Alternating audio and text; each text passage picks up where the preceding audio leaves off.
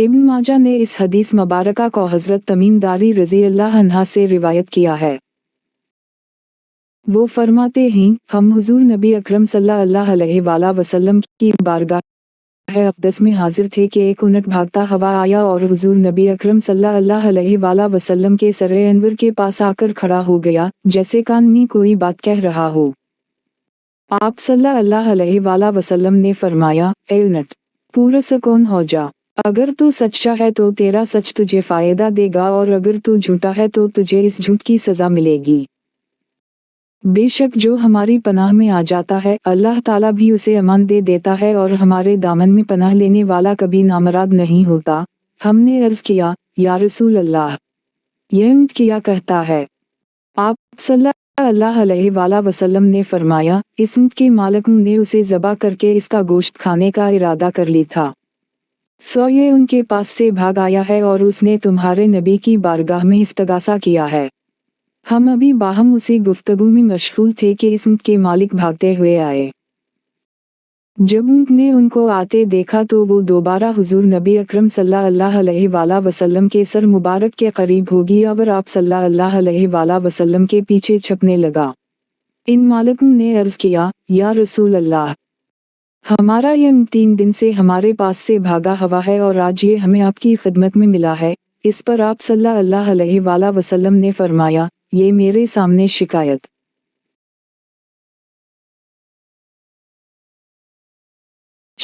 कर रहा है और ये शिकायत बहुत ही बुरी है। इन्होंने अर्ज़ किया, या रसूल अल्लाह, ये क्या कह रहा है? आप सल्लल्लाहु अलैहि वसल्लम ने फरमाया, ये कहता है कि ये तुम्हारी पास कई साल तक पिला बढ़ा। जब मौसम गर्मा आता तो तुम घास और चारे वाले इलाकों की तरफ इस पर सवार होकर जाते और जब मौसम सुरमा आता तो उसी पर सवार होकर गर्म इलाकों की जानिब कूच करते। फिर जब इसकी उम्र ज़्यादा हो गई तो तुमने उसे अपनी औनकनियों में अफ़ज़ाइश नस्ल के लिए छोड़ दिया। अल्लाह ताला ने तुम्हें इससे कई सेहतमंद ऊँट अता किए। अब जबकि ये इस खस्ता हाली की उम्र को पहुँच गया है तो तुमने इसे ज़बह करके उसका गोश्त खा लेने का मंसूबा बना लिया है।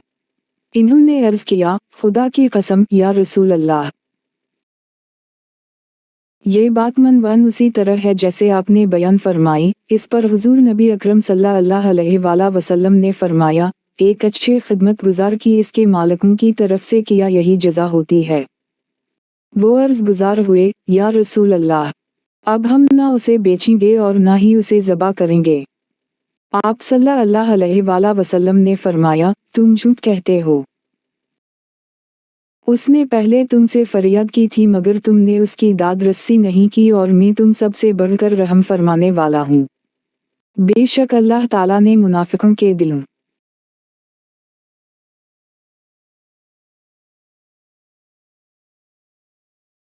से रहमत निकाल ली है और इसे मुमिनीन के दिलों में रख दिया है। इसके बाद आप सल्लल्लाहु अलैहि वसल्लम ने इस ऊँट को उनसे 100 दिरहम में खरीद लिया और फिर फरमाया, ए ऊँट, जा तो अल्लाह ताला की रज़ा की खातिर आज़ाद है। इस ऊँट ने हुज़ूर नबी अकरम सल्लल्लाहु अलैहि वसल्लम के सर मुबारक के पास अपना मुंह ले जाकर कोई आवाज़ निकाली तो आप सल्लल्लाहु अलैहि वसल्लम ने फरमाया, आमीन। इसने फिर दुआ की।